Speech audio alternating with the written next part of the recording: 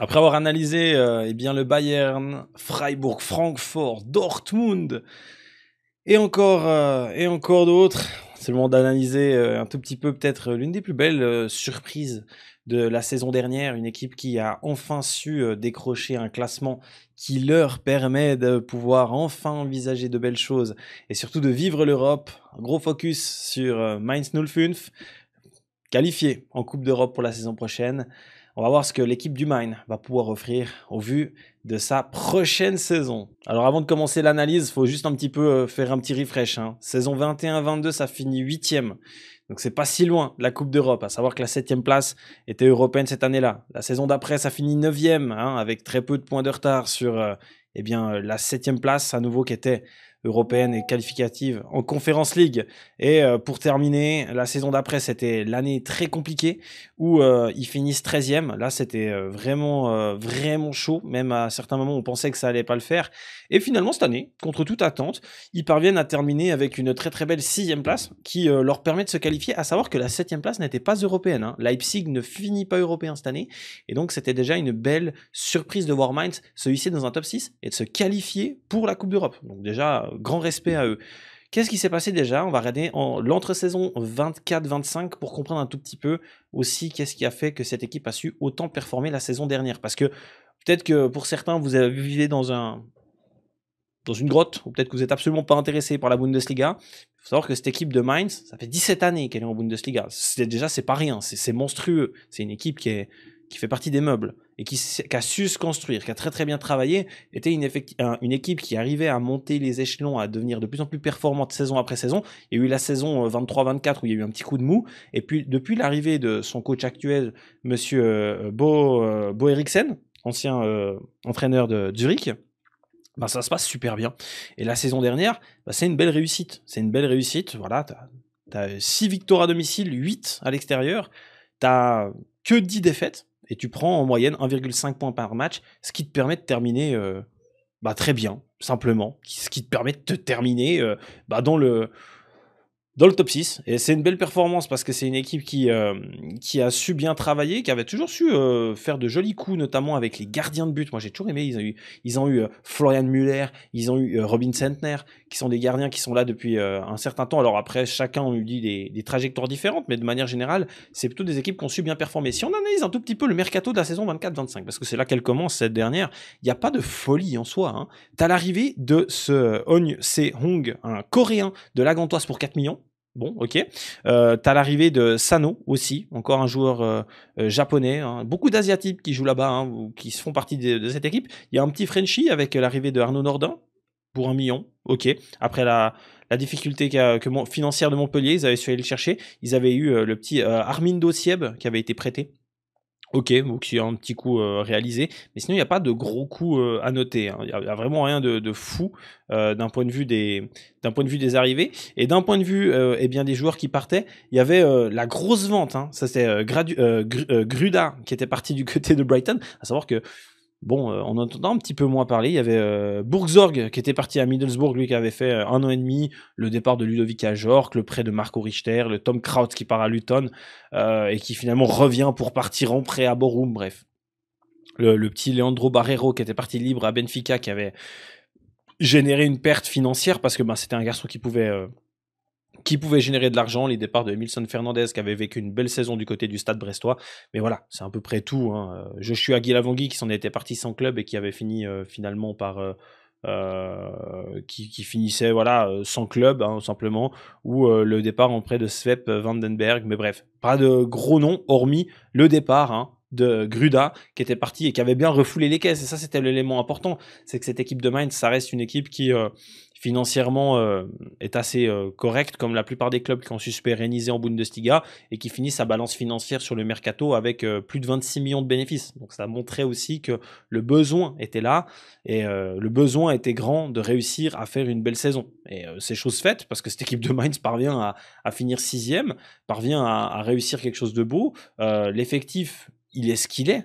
L'effectif, il est ce qu'il est de cette équipe de Mainz. Mais mine de rien, si tu analyses rapidement l'effectif de la saison dernière, il y a un homme hein, qui, à mon avis, est l'un des éléments déclencheurs de la réussite. Bon, déjà, tu as des joueurs qui performent. Hein. Tu peux compter sur un Maurice Jens. Tu peux compter sur Dominique Corr, qui maintenant est là depuis un certain temps, hein, depuis son passage à Francfort. Maintenant, il est vraiment pris ancrage dans cette équipe de Mainz. Le petit Arch Olsen, qui est très, très intéressant à 28 ans, le défenseur central. C'est une équipe qui joue en phase défensive à 5, en phase offensive un 3-5-2, 5-3. Donc, c'est vraiment très, très offensif avec un Robin Zentner qui, mine de rien, maintenant a énormément d'expérience en Bundesliga, à Anthony Casey qui est toujours là, qui est un joueur qui a un vrai joli, une jolie plus-value qui a été faite depuis son passage de Strasbourg à Mainz, toujours avec le capitaine Sylvain Widmer qui alors perd en valeur mais qui est toujours aussi bon, hein, c'est impressionnant. Et dans les hommes importants, il y a cet homme-ci hein, que j'ai envie de mettre en valeur, Niamen Amiri, un peu, il avait pour moi, à mon sens, une étiquette de rebelle parce que son passage du côté de cette équipe de Leverkusen n'était pas complet, mais la saison dernière, c'est une belle saison. Hein. 7 buts, 5 passes D, c'est très bon. Il est à Mainz depuis 2 ans, il performe à Mainz, mine de rien, là où du côté de Leverkusen, il avait perdu complètement sa place de titulaire. Donc c'est un des hommes forts de la saison. Au milieu de terrain, il apportait beaucoup de par sa technique, de par son engagement.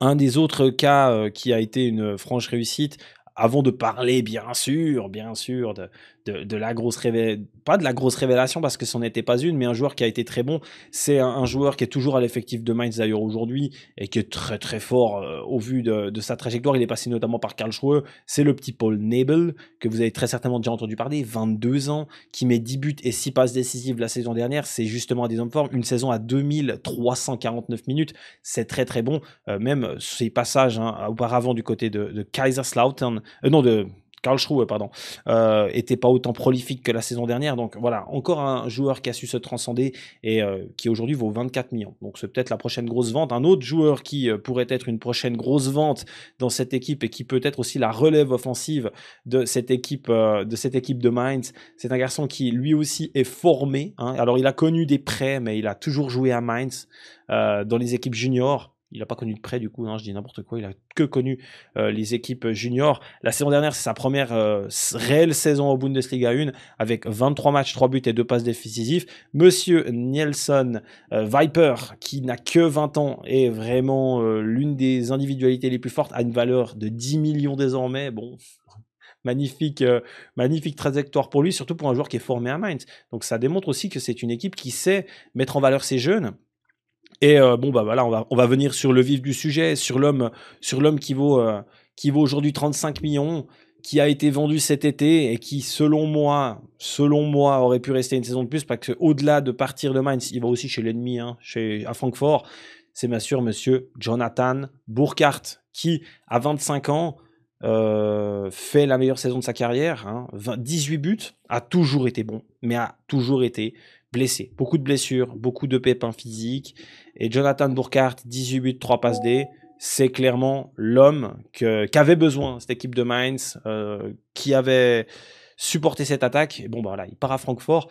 Alors, je trouve que c'est dommage parce qu'il part où il aurait pu connaître l'Europe avec son équipe. Il faut savoir que lui, il a aussi été formé à Mainz. Hein, donc, il va à Francfort.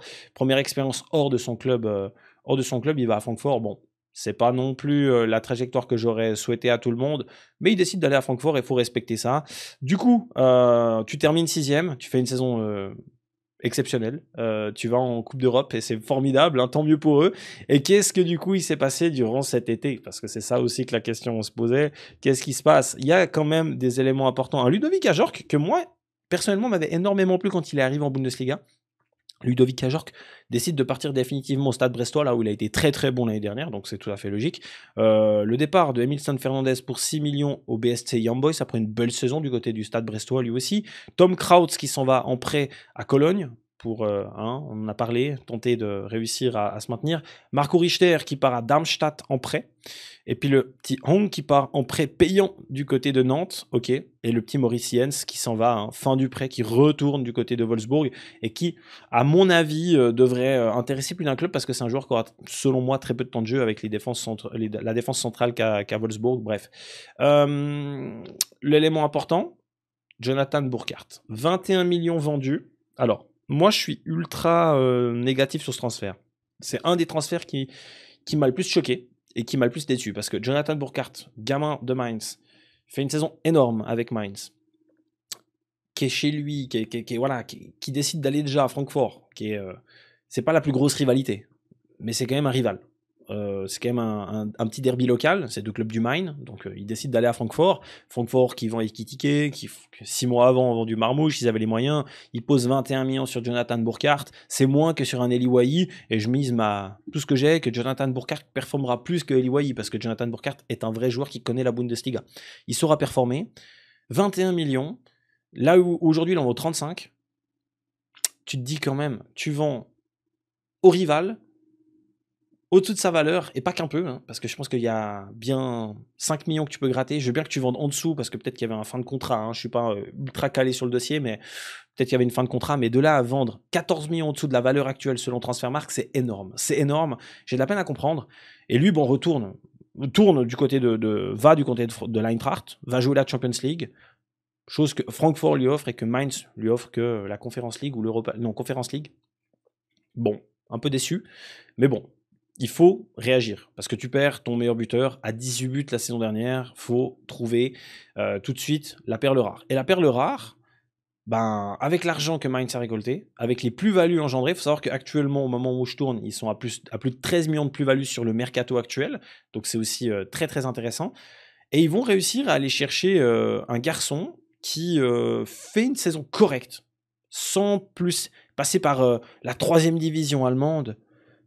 Il a passé de la 3e division allemande à la 1re division allemande, parce qu'il était du côté du FC Wiesbaden.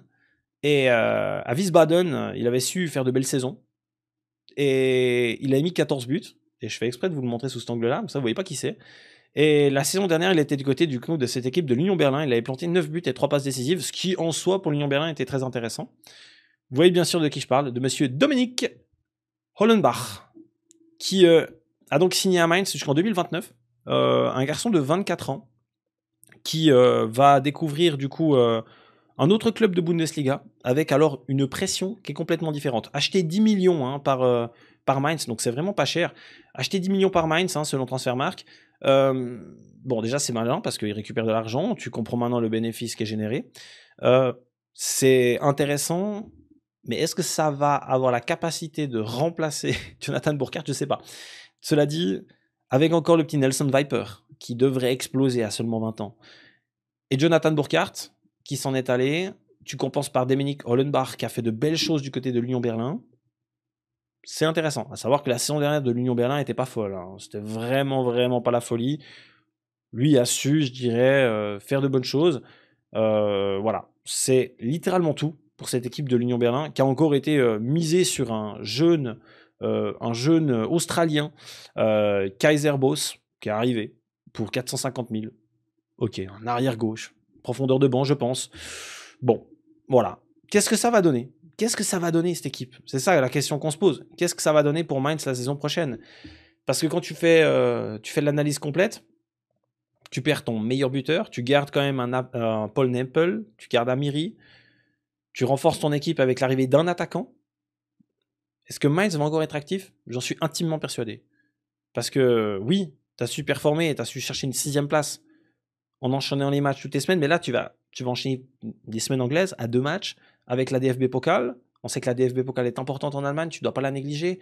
Avec la Bundesliga, est-ce que tu veux revivre une saison médiocre? Tu veux faire une Union Berlin la saison dernière, enfin il y a 2 ans, qui va en Ligue des Champions mais qui fait une saison catastrophique? Je pense pas. Je pense qu'ils ont quand même la volonté de finir haut, de finir bien, et de réussir à se pérenniser dans ce top 8, être toujours proche de ces places européennes.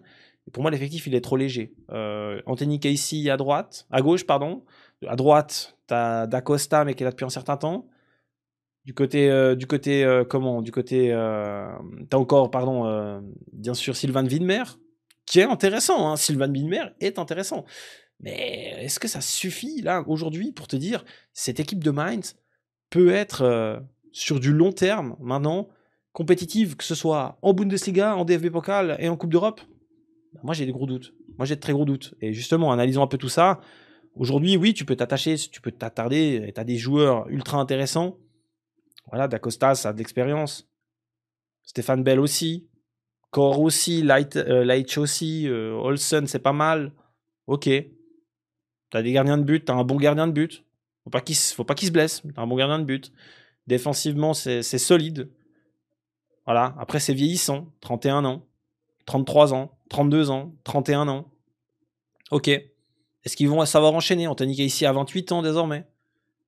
Anthony Casey qui pourrait aussi être la convoitise de certains clubs parce qu'il est très intéressant, hein, le petit Anthony Casey. Hein. Sylvain Winmer a 32 ans, le capitaine désormais. Hein.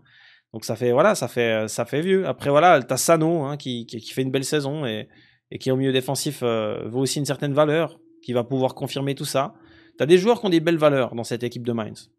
Et t'as des joueurs aussi qui ont un certain passé. Offensivement, je trouve intéressant. Voilà, je le dis, voilà. Sieb, c'est pas mal. Il retourne au Bayern. Est-ce qu'il va revenir? Je sais pas. En tout cas, il l'annonce de retour, hein, semblerait. Du côté de Mainz. Ouais, ouais, il est encore prêté une saison. Il avait un contrat de 2 saisons de prêt.